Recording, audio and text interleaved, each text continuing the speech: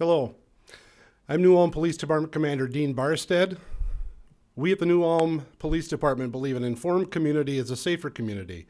For that reason, we have come together to provide to the New Ulm citizens information regarding 2 Level 3 registered offenders moving into our community.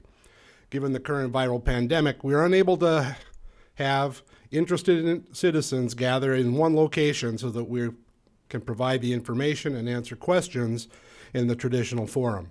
We hope this method of providing information will be helpful to you. Joining me are Department of Corrections Community Notification Coordinator Brad Vandervet, DOC Intensive Supervised Release Agents Kristen Isaacson and Gary Wilfert, as well as New Ulm Police Department Investigator Chris Molenhoff. Each will provide information so that you can be more knowledgeable about the Predatory Offender Registry program, what supervision of the offenders will entail, and specific information regarding the 2 offenders returning to our community. My name is Chris Molenhoff. I'm one of the investigators for the New Ulm Police Department. And I just wanted to give you guys an idea of what the New Ulm Police Department's role is with the Predatory Offender program. I'm tasked with our agency to help the POR registrants get registered with the program if they're new, coming out of state. Also, if they have any information that they need to change on their predatory offender record, i.e. address, work, vehicles, phone numbers, I facilitate those changes. And then I also will oversee where we do random checks just to make sure they are where they're supposed to be living, and make sure that all their information is correct.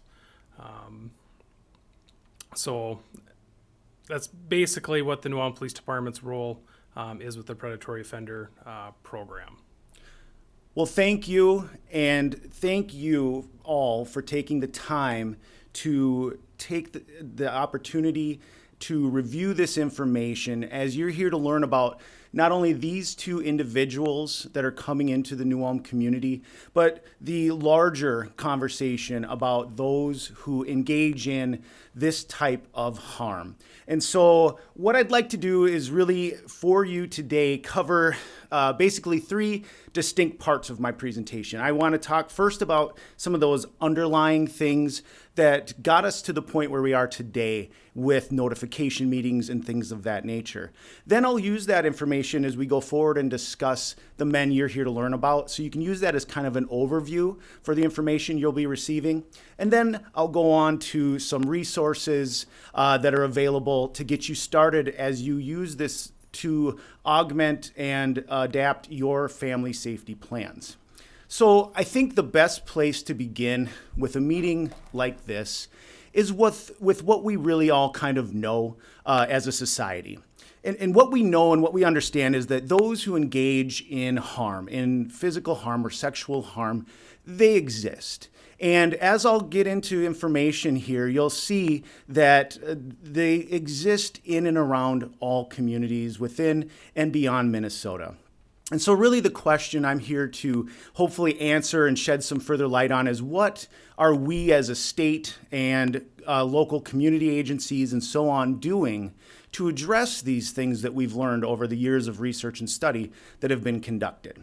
And so I think the best way to really kind of start that conversation is having a mental image of a funnel. Think of a funneling effect. What we know is that of those engaging in sexual harm, that only a percentage of those incidences ever go on to even be reported to law enforcement. And of those that get reported, only a percentage go on to be charged out. And of those charged, only a percentage of those will go on to receive convictions. And of those that are convicted, only a percentage of that group will go on to cross the threshold or enter into our prison systems. And so as you're looking at this information, I want you to have the specific focus and attention on these men, but also that broader focus too, so that we're applying our resources as best possible and as broadly as possible. So in the 1990s, the state and actually the federal government as well really began to make some pretty significant shifts in how they were identifying and dealing with and managing those deemed predatory or sexual offenders. And so in 1991, one of the first real pillars of the state's risk management system came online, and that was the Registry. The Registry is maintained by the Minnesota Bureau of Criminal Apprehension and is really the starting point based on some very predominant advocacy by the Jacob Wetterling Foundation following the abduction of Jacob Wetterling, and others later on went forward and really started asking law enforcement agencies, what more can we do to assist you in effective policing and in proactive policing? And law enforcement really resoundingly said, we need a system that collates our data across all departments and agencies so that we can quickly and accurately access it and utilize it to be as in front of policing as possible when it comes to these known individuals. And so what we had born of that was the Registry. Now the Registry collects and maintains a list of what is private information. It maintains the addresses of the individuals required to register. Not only their primary address, but any secondary addresses, such as vacation homes or places that they just may frequent. Think if they're visiting family members on a frequent basis, significant others, and things like that. They also must provide their employment, and that's all employment locations to law enforcement. They must provide where they attend school, and the vehicles they use, own, or operate. So if you have a registered individual who is operating a vehicle or number of vehicles for their employer, they must register those vehicles as well. And also, they are required to register things that they rent, such as storage units or things of that nature. So you can see the robustness of the Registry. And so the next question is usually, well, so who has to register then as a predatory offender? And the Registry is for those who have been charged with or convicted of a sex offense, crimes against children, sexual crimes, and also kidnapping or false imprisonment. And this is why the name change occurred. It used to be known as the Sex Offender Registry, but Minnesota saw the value in the ability of law enforcement to really have this access to this information quickly, and they expanded it to include these other offenses. And so they changed it to the Predatory Offender Registry. And really, I think the best way to kind of keep it straight in your mind is just to think that all sex offenders are predatory offenders. Not all predatory offenders are sex offenders. And so it's just a way to kind of keep it straight, why we changed the name and so on. Like I'd mentioned, the information on the Registry is for law enforcement purposes only. However, for meetings like this, I'm able to take kind of a flyover view and just kind of take a look at what's going on in and around neighboring communities. And I use this to really emphasize that funneling effect that I spoke about earlier. And you can see in Minnesota, as of the first of the year, we had approximately 18,798 registered predatory offenders in our state. And as of yesterday, when I pulled these numbers, and I really do want to emphasize, these numbers are dynamic. They're constantly changing because these individuals move with some relative frequency. But as of yesterday, you can see that in Brown County, there were 66 registrants in the county, one of whom is a level 3. So you can see the numbers on the left represent all registered individuals, those with no risk level assigned, those that are level 1 or level 2. And I'll explain here in a moment how they get that determination. You can see here in New Ulm, 44 registrants are reporting living within the New Ulm area, and the one level 3 that we just spoke about in Brown County is reporting here in New Ulm as well. And you can see your other neighboring communities on the left. Again, those are all the total registrants. On the right is those registrants that are subject to broad public notification. You'll see that in Wantawan and Redwood counties, there are no level 3 or subject to broad public notification individuals. But I would not want the folks from those areas to have a false sense of safety either. Because as we know, and as we'll discuss here coming up, these individuals are traveling with some frequency for purposes of work, school, education, treatment. They're entering and leaving communities all the time. And so that broad awareness is just so critical. So what's some more information I can share with you about that risk management system? Another piece that's really foundational is the Community Notification Act. And this came online in 1997, and it's otherwise known as Megan's Law. And it really is founded in that belief and in that understanding through research that a well-informed community is in fact a safer community. And we really do thank the New Ulm Police Department in all of its efforts to ensure that this information is reaching the broadest amount of folks it possibly can, to make sure that people have accurate information to use in their family safety planning. So because we're here due to the Notification Act, it makes sense to break that down a little bit further. So what does it take for someone to be subject to public notification? In Minnesota, to be assessed for a risk level, you must cross the threshold of prison. So for those individuals that have a stayed sentence and who are allowed to remain in the community, they still will have to register, as we saw earlier, but because they don't go to prison, they will not be assessed for a risk level. So this is how you have those registered individuals in the community that have no level assigned. Also, juvenile offenders do not receive a risk level assessment and assignment. So they must cross the threshold of prison. It can be either state territory, federal or military prison, and also those individuals who have been civilly committed for their sexual conduct. They are subject to that risk level assessment and assignment and notification. So when it comes to those who've received this assessment and ultimately received a risk level, who does what? Well, the Minnesota Department of Corrections is tasked with assessing and assigning that risk level. And the way they do that is by utilizing our risk assessment tool here in Minnesota known as the MinSOST, the Minnesota Sex Offender Screening Tool.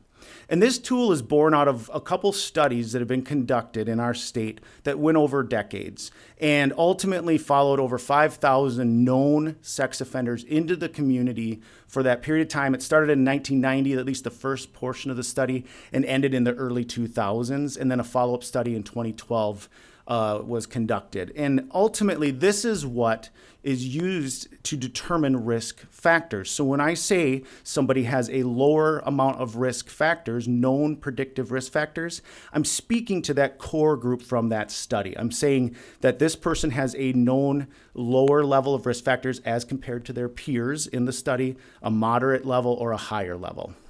So once that risk level has been determined and assigned, then the task hands off to law enforcement. Law enforcement will provide public notification within the scope of the level assigned. So for risk level 1, law enforcement will notify other law enforcement agencies. They'll notify victims of or witnesses to the offense if they ask to receive that kind of enhanced notification. And they also will notify adult household members of the individual's immediate household. And so that is the scope of a level 1 notification. With a level 2 notification, law enforcement will notify all the individuals we just spoke about, and then they will expand that notification to include those individuals or entities that they've determined to be at particular risk based on the registrant's known pattern of criminal conduct. And so it's often believed that this means law enforcement will notify schools and daycares. And while that may be true, it's not always the case. And here's the nuance and reason why. So if New Ulm PD receives information on a level 2 registrant coming into their community, they receive a dossier, the entire packet from the Risk Assessment and Community Notification Unit, and they will review it in its entirety, and then they will determine who and how to do notification. So let's say a level 2 enters the community who has a known pattern of conduct where they focus their criminal behavior on adult females at social gatherings. Think places like bars or concert venues or things of that nature. It may not make sense for law enforcement to provide all that information to, say, a local daycare that focuses its primary service is focused on children, minor children up to kindergarten age. And so that's the nuance. Another way to think of it is if law enforcement were to get notification of a level 2 and they were able to determine that this person focuses their criminal activity on unaccompanied teens or minors.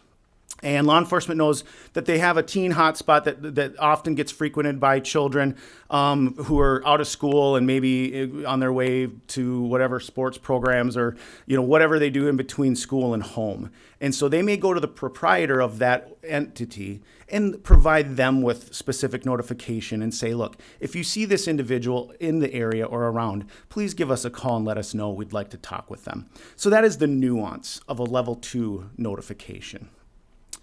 And then level 3, this is those who are at that higher level of risk based on that assessment tool, and they are subject to broad public notification. In law enforcement, every agency is unique and different in how they access and communicate with their community. And again, we thank the New Ulm Police Department for their efforts to make sure that this message is getting out to hopefully as many people as possible, because again, that well-informed community is very much a safer community. So what else can I share with you as you're going to start looking at this information and start applying it to your, am I still mic'd or did I blow it up? Okay, hold on. So what else can I share with you as you're starting to take this information and use it and apply it into your family safety plans? Well, one of the things from the research studies that we've conducted and that we know because we assign these risk levels for you to kind of think about again is that funneling piece is for those individuals that cross the threshold of our state prisons year after year. And while that number does fluctuate and change, the percentages of risk levels assigned remains fairly static. The majority receive risk levels 1 and 2. 15% on average receive the risk level of 3. So you're seeing that narrowing effect of those that we can share more broadly with the community. And so having that kind of in the back of your mind as we go forward. Another thing I can share with you is as of yesterday, there were 413 registrants subject to broad public notification in Minnesota communities throughout the state. And so if you were interested, you could right now go online to the Minnesota Department of Corrections, go to the offender search function and go to the public registrant search and leave all the fields blank and say, show them all to me, and you could see all 413. Another piece of information that I'd like to share with you as you're contemplating your safety plans is the relationships between those who offend or commit harm and those who they harm. Overwhelmingly, there is a relationship at play when these offenses are committed. The majority are either acquaintances to the victims or family members of the victims. You'll see from my presentation here that 7% show as being strangers. And that's worth talking about a little bit more because strangers are the ones that we as communities often will focus our attention on predominantly because they are the true unknowns, that unknown factor. But I think there's some components that are worth knowing as you think about that. When these studies were conducted, and this one here is a federal study, it mirrors our state study, and you can actually look up this research yourself on our website. But when these were conducted, the researchers had to create a cutoff point. And that cutoff point was 24 hours. If in their review of the information they were able to attain about the offense, they could not determine that a relationship or knowledge of one another existed for more than 24 hours, that individual was put into the stranger category. And so inevitably what you get are those incidences where, say, two adults meet at a social gathering, say bar, nightclub, whatever, and the night's going the way it's going, and they leave together of their own accord, but then throughout the course of that evening, things take an awful turn. That type of incident would fall into the stranger category because they could not show that they knew one another for more than 24 hours. And so as you're thinking about it, you're going, okay, well, what really comes down to that stranger type? That type that we think about, the person lurking just out of sight, who's menacing, who's plotting. That falls into probably a more 3% range, roughly. Cold comfort, without a doubt.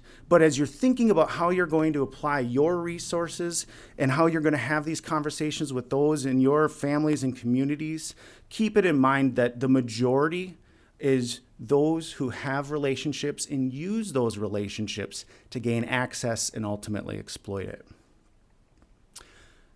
Another piece of information that I want to share with you is you're thinking about how you can apply all this is the ages of those harmed.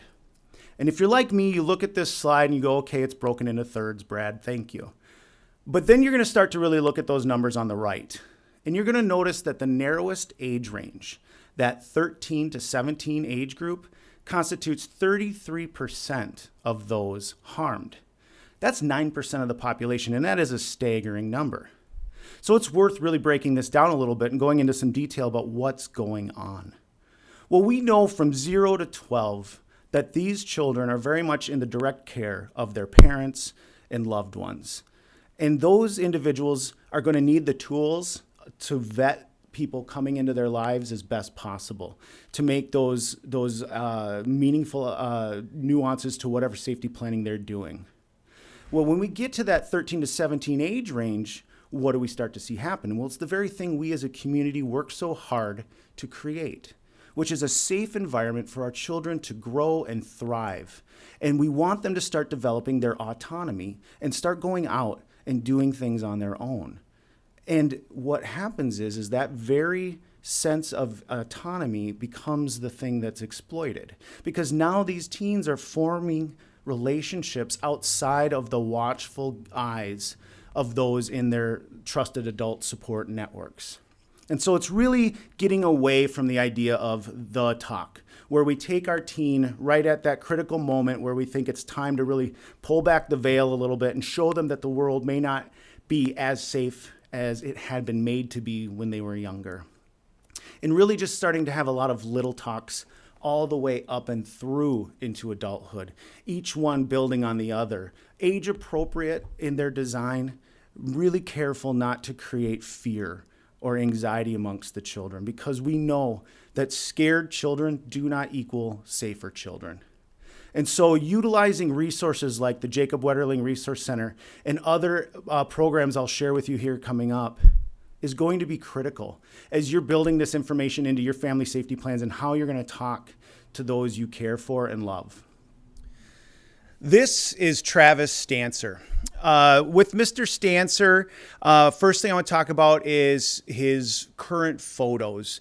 Photos are updated again on an annual basis on the minimum, but as he changes his appearance, or should he change his appearance in a significant way, either corrections agents or law enforcement will attain current updated photos and get them over to either myself or the Bureau of Criminal Apprehension to ensure that you always have a accurate pictorial representation of this man and what he looks like. These are Mr. Stancer's vitals. He's 44 years of age, and he is residing at the 1300 block of Broadway Street here in New Ulm. Again, the reason we utilize proximal addresses in meetings like this is that the way the Community Notification Act is structured, this information is deemed private. However, as we've talked about before, those individuals, those people from and around that community will no doubt become quite aware of Mr. Stancer and his comings and goings, and they'll share that information among themselves, and that's just fine. What we want to avoid is that vigilantism carried out by somebody from well outside the community that has no stake in the safety and all the hard work you've put into ensuring your community is safe for everyone living here. This is Mr. Stancer's registrable offense history. Is not an exhaustive history and is provided to you in the fact sheets that have been made available. So I'm going to really just get right into the details of what's happened with his registration offenses. In 2000, Mr. Stancer was convicted of criminal sexual conduct in the 4th degree out of Renville County.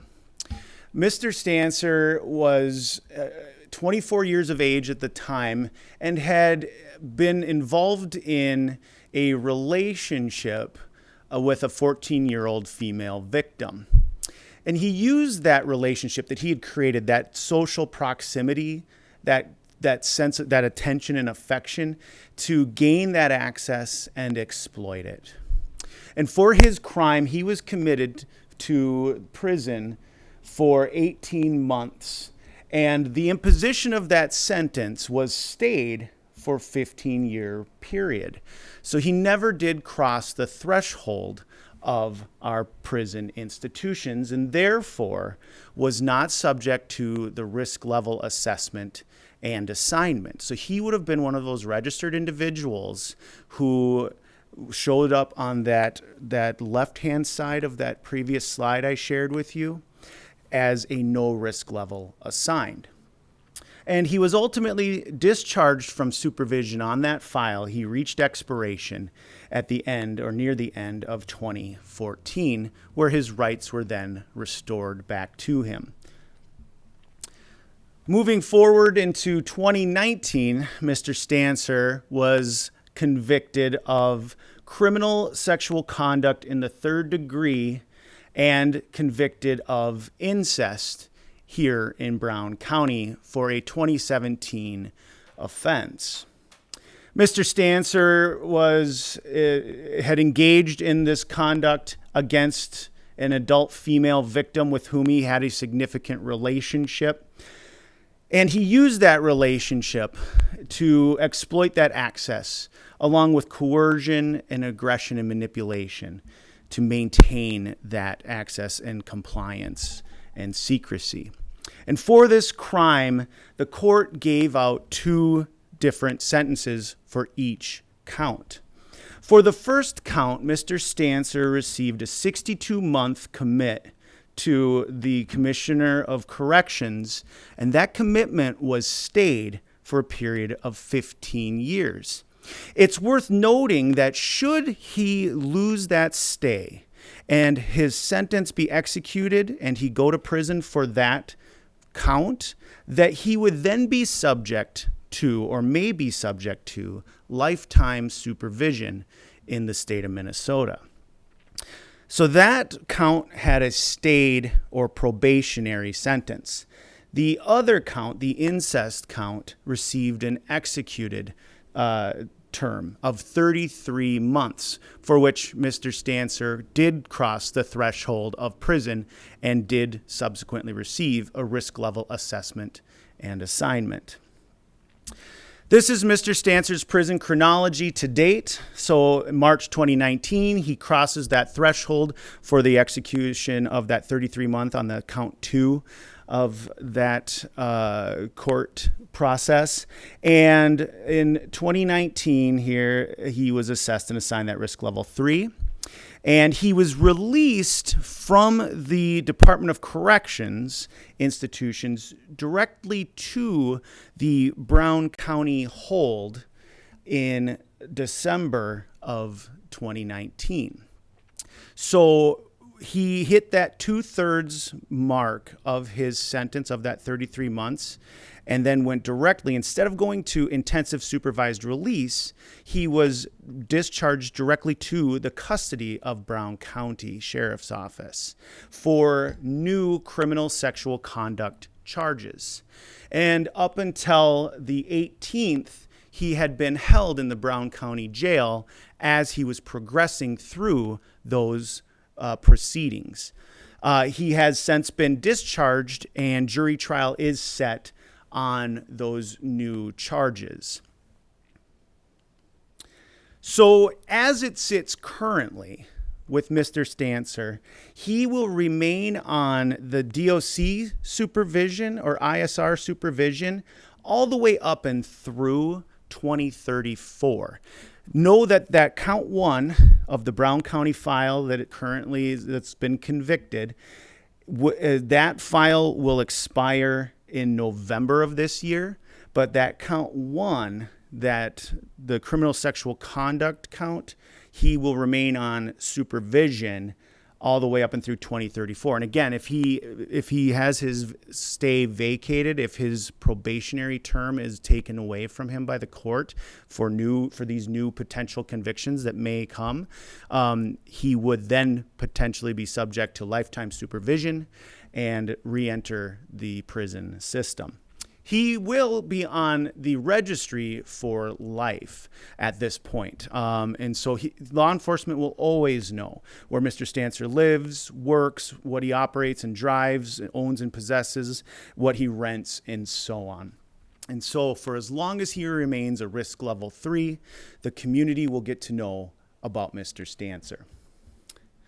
So with intensive supervised release being directly involved with Mr. Stancer's supervision up and through the duration of his current existing sentences and potentially beyond with the new files still pending, it's important to talk about them as they are a component of the state's risk management system that I've been sharing with you so far. And this component is uniquely important because of the increased specialization of those individuals that provide this level of supervision. Key among them is to always remember that by law, their caseloads are capped at a maximum of 15 individuals per agent. And this is really unique. And if you look across the state, and supervision amounts or levels or caseloads vary, but a typical supervision caseload for a standard supervised sex offender case or caseload would be around 20 to 50 individuals. And that's quite manageable for those agents. And so you can see with 15 being the capped maximum per agent, the level of specific awareness and knowing of these individuals is very high. And so I'm going to switch over to my colleagues with ISR to share with you a little bit more information about the ISR program and Mr. Stancer specifically. Hello, my name is Gary Wilford, and I work for the Minnesota Department of Corrections Intensive Supervised Release Team. Part of the ISR team is our coverage of an area. We cover 11 counties, all the way up from the South Metro being Scott and Carver County down to the Minnesota-Iowa border. Now, three main goals of ISR supervision is that we provide for public safety, we monitor a lot of release conditions that Mr. Stancer will have, and also we want to see the successful reintegration back into the community. Prior to Mr. Stancer being released, both the agents, ISR agents, as well as prison staff work in a joint effort to try and figure out what is the best environment going to be for Mr. Stancer. Where are his ties going to be? Where are his ties from the past? And what is he going to have to surround himself with the best possible situation to be reintegrated successfully back into the community? Now, I'd say as an agent, from what we've seen in the past, what we want to see is employment, programming. So Mr. Stancer will be involved with sex offender programming, as well as just positive interactions within the community. Mr. Stancer will be placed on a GPS monitor. This will allow us to track his movements as well as provide for accountability both on his part and for us. He will be released from the facility, or he has been released from the facility to an ISR agent. And what that means is an ISR agent is responsible for Mr. Stancer's transportation from a facility or jail to an approved residence. And again, our main goal here is for Mr. Stancer to be reintegrated back into the community. Our supervision strategies, we operate off of a 24-hour a day, 7 days a week, 365 days a year program. Basically what that means is there's always an agent working. There's always someone watching Mr. Stancer, and Mr. Stancer also has to know that he's being watched at all times. The program is highly structured. Mr. Stancer is going to have pre-approved activities and a pre-approved schedule. He must have daily contact with agents. He doesn't get to take a day off. There's, as Brad has already talked about, a reduced caseload size. We're really able to get to know these guys on a personal level. And we see these guys up to anywhere from 2 to 4 times per week. And all visits are random and unannounced with the beauty of surprise. And we operate nights, mornings, weekends, holidays. Our supervision team consists of 5 agents, being Kirsten Isaacson, McKay Carl, Dave Barledge, myself, and Eric Starkey, and our supervisor is Kelly Blake. There is a number on the bottom here for you to, if you wish to call in or ask questions, an agent will respond to you. But I would ask that in any event of an emergency or something you see that is suspicious, that you use your local law enforcement. Thank you, Gary. And as he said, it is important to know what resources are available to you as you're not only thinking about Mr. Stancer and how you're going to implement all of the information I've shared with you to this point into your family safety plans and those community safety plans at large. Know that ISR is there to assist you. If you see anything that causes you concern or that you may have a question about, or you're just wondering about how it works in supervision terms, certainly give them a call.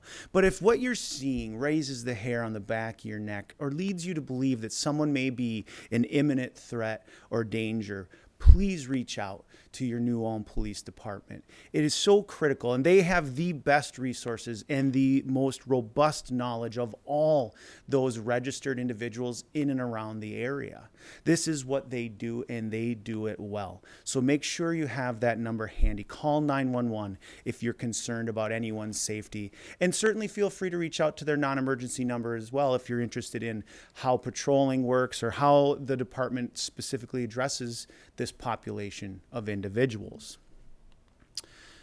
Other resources I want to share with you as you're contemplating adding this into your existing family safety plans and community safety plans is the Jacob Wetterling Resource Center. As I described to you early on in my presentation, those the primary individuals that are impacted by sexual harm are children. The majority in that teenage age group, that 9% of the population. And it's that autonomy that they've developed. And having those conversations like we discussed all the way up and through from a very young age on into adulthood are so critical. And the JWRC is just one of many resources that can really assist families, parents, caregivers, and trusted adults in having those healthy, well-informed conversations with their children. Again, we don't want to create fear with those conversations because we know scared kids do not equal safer kids. But we also want them to have that understanding and knowledge of how to talk to strangers potentially, or how to engage those who may be the very people that will help them in a time of crisis or concern. Local victim service agencies that I want to share with you as well. Given the nature of conversations like this and the reality that someone viewing this will have either been directly impacted by or have supported or know somebody who's been impacted by conduct or harm of this nature. And conversations like this can inevitably have a way of pulling back all of those old feelings and fears and concerns. And I want you to know that there are support and services out there for you. Please keep this information handy. I want you to have it readily available and share it with anyone you think may benefit from the assistance of this or any program. Just make sure you're reaching out, especially in times like these. We want to be very good good stewards and neighbors of our community. And if we see anyone that's struggling or may be struggling, we want to make sure we have resources available to them. If with all the information I've thrown at you today, and thank you again for bearing with me through it all, and if you take nothing else away from it, please let it be this. From what we know, and we know a lot from our data and research, 90% of those individuals who've engaged in sexual harm that come to through the full course of that risk management system that our state has implemented do not go on to reoffend in a same or similar fashion. That's after they've had the benefit of coming through the institutions, getting that institutional-based treatment and therapy and counseling, and on to intensive supervised release programming on the back end of that final third in the community. 90% of those actively engaging in harm focus on or exploit the relationships they build with those they hurt. 90% are known to the victims they harm. Remember that as you're applying your resources most effectively in your family and community safety planning. This ultimately means that 90% of those people in the community actively engaging in this type of harm are not yet known to the system. And this is where meetings like this are just so critical. And again, we really thank the New Ulm Police Department in having us out to share this critical information, to broaden that awareness and to start those conversations, because we know from that funnel analogy earlier on that so many of these types of incidences go unreported because of fear, because of manipulation, and so on. And so making sure that those we care for most have a means to engage the systems that are in place to get the help and resources they need at those critical times. Remembering it always comes down to that relationship piece. That social proximity is so much more telling than the geographical proximity. Where a registrant's head hits the pillow at night is where their risk is at the lowest. Their waking hours are where we want to apply our best knowledge and our best resources. And we know as communities that these individuals, you've seen these numbers, they cross our state, city, county lines daily for work purposes, recreational purposes, family, friends, whatever the case may be. They're coming in and out of our communities all the time. And so that broad awareness is just so critical. Mr. Wilford has earned your scrutiny and your heightened awareness without a doubt. But I don't want him to be the only one you're thinking about. I want you to be thinking about all those individuals coming through your communities and their interactions with the people you care for. Here's some resources to get you started. Remember, this is just the tip of the iceberg. There's so much out there. Just be careful where you're finding and accessing your resources. Make sure they're from a trusted and reputable source. As you go forward and start to find more or additional information, share it with your friends, families, and communities to create the most robust safety plans possible. And lastly, for state resources, I just want to direct you back to the Bureau of Criminal Apprehension. I do know that early on I mentioned that it is for predominantly law enforcement purposes only. However, the BCA does maintain a public criminal history search function where you can go on and you can search any individual. All you need is their first name, last name, and date of birth. And as parents and loved ones vetting people coming into your children's lives, I would argue that anyone unwilling to provide you with that key information should probably not be allowed to make it onto your short list. Lastly, the Minnesota Department of Corrections maintains a couple different things that I want you to be aware of as well. All the research and data I've thrown at you today is available on the Department of Corrections website for you to review and read on your own and draw your own conclusions. Don't take my word for it. If you're skeptical of someone standing in front of you at a lectern telling you data, by all means, reach out to me. If you want to find where this is, I will direct you to it so that you can read it and review it yourself. We also maintain the offender locator. This is for any individual that is currently under the Department of Corrections jurisdiction, regardless of their governing offense. So if you know of a case or you've been following a case or have been impacted by one directly and you know they've gone to prison and you want to know what's going on with them, this is your search tool. And then lastly, that public registrant search, where you could go on there right now and you could go and pull up and say, show me all of those registered individuals that are subject to broad public notification. And that tool will allow you to see each and every one of them. And you can search by county, city, zip code, or by name specifically, and can be a useful tool. If you want to know if these guys leave or move in or out of communities, often that's a question that'll come up. This tool would be the best way to find out. So typically with meetings like this, we have a community sitting in front of us where we could open it up to Q&A. Obviously, given the restrictions that we're currently under, that is not an option. So I really want to just extend an invitation to anyone who has questions or wants to know more information to reach out to either myself, to ISR, or local law enforcement to get those questions answered. Thank you again for taking the time. Thank you to the New Ulm Police Department and to my ISR colleagues for coming out to share this important information with you. Thank you.